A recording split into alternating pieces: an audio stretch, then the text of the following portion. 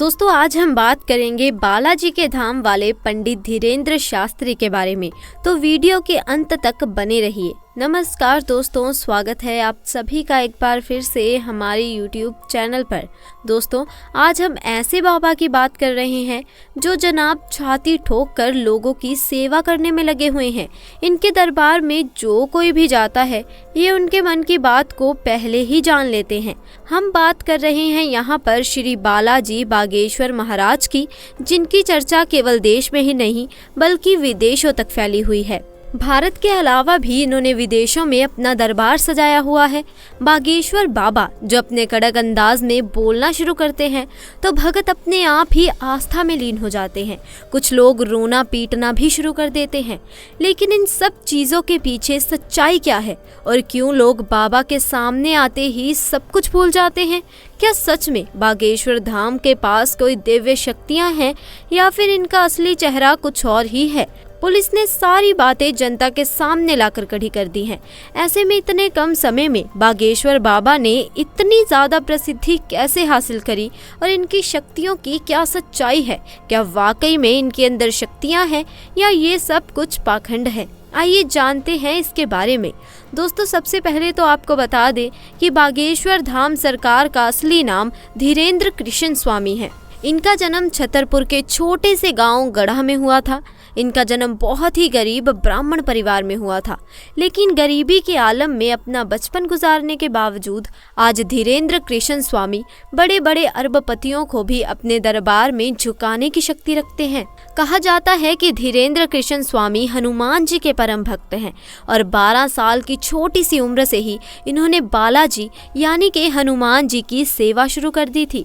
इनका पूरा ध्यान भगवान की सेवा में ही लगा रहता और किसी तरह तपस्या करने के बाद धीरेन्द्र कृष्ण स्वामी को कुछ ऐसी शक्तियां प्राप्त हुई जिसकी मदद से आज ये सामने मौजूद व्यक्ति के बिना बताए ही उनकी परेशानियां समझ जाते हैं और उसे पर्चे में लिख देते हैं।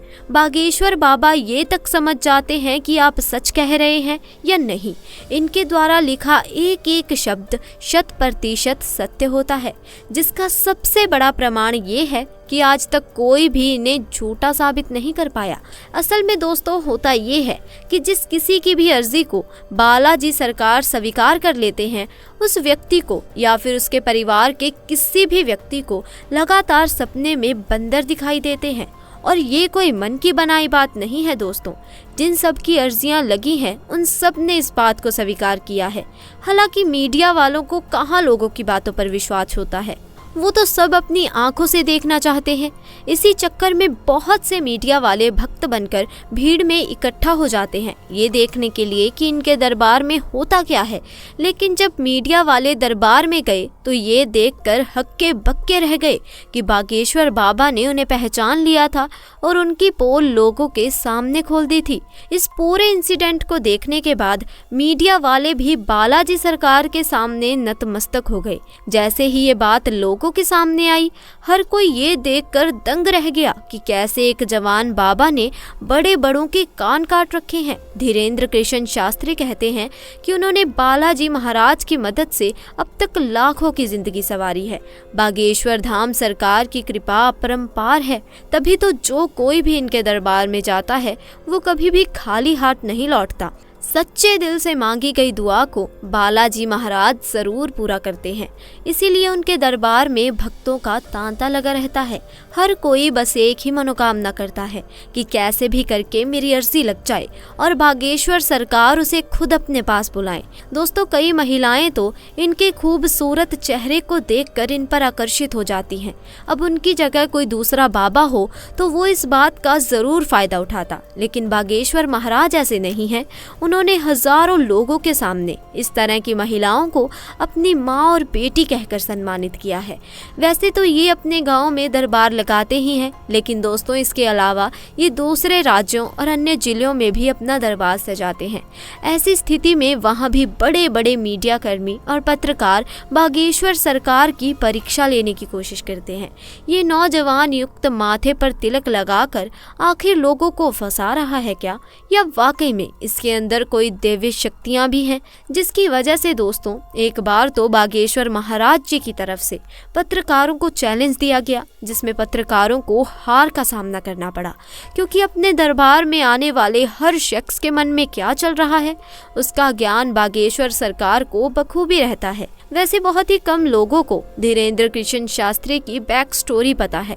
असल में इनके दादाजी भी बालाजी के बहुत बड़े भक्त थे और वो भी अपने दरबार सजाकर लोगों के कष्टों को दूर करते थे। हालांकि उनका दरबार छोटा होता था, लेकिन उनके अंदर मौजूद दैवीय शक्तियां काफी ज्यादा प्रबल थी, इसीलिए कोई भी उनके दरबार से निराश होकर नहीं जाता था।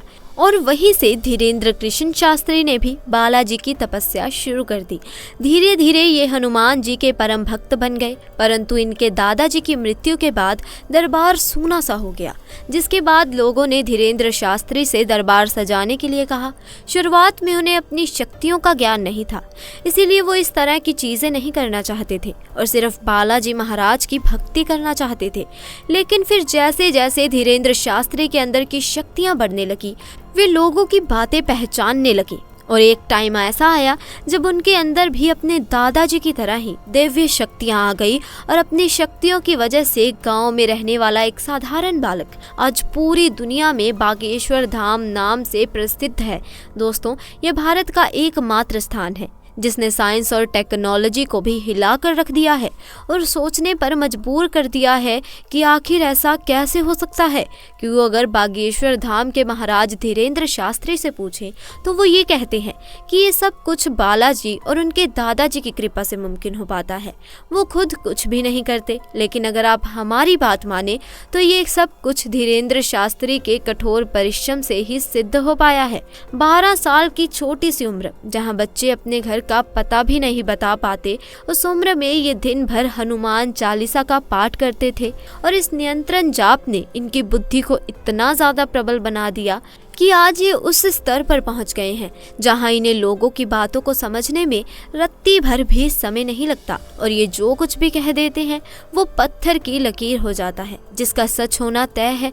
और इसके एक या दो नहीं बल्कि कई सारे एग्जाम्पल्स दिए गए हैं। लेकिन दोस्तों, इनके दरबार में आया हुआ भक्त सच्चे मन से आया हो ये जरूरी नहीं, क्योंकि कुछ लोग अपनी बुरी नीयत को पूरा करने के लिए भगवान की शरण चुन लेते हैं और जब कोई इनके दरबार में ऐसा आता है तो ये दूर से ही उन्हें पहचान कर उनके मन की गंदगी को लोगों के सामने साफ जाहिर करते हैं, ताकि कोई भी इंसान ईश्वर के दरबार में बुरी नियत के साथ ना आए। दोस्तों, बागेश्वर धाम का इतिहास काफी पुराना है। लोगों की मान्यताओं के अनुसार बागेश्वर धाम मंदिर चंदलकालीन है और 1986 में ग्राम वासियों के द्वारा मंदिर का निर्माण करवाया गया था। उसी दौरान ग्राम गढ़ा के बाबा सेतुलाल चित्रकूट से शिक्षा लेकर अपने गांव के प्राचीन कालीन मंदिर पहुंचे।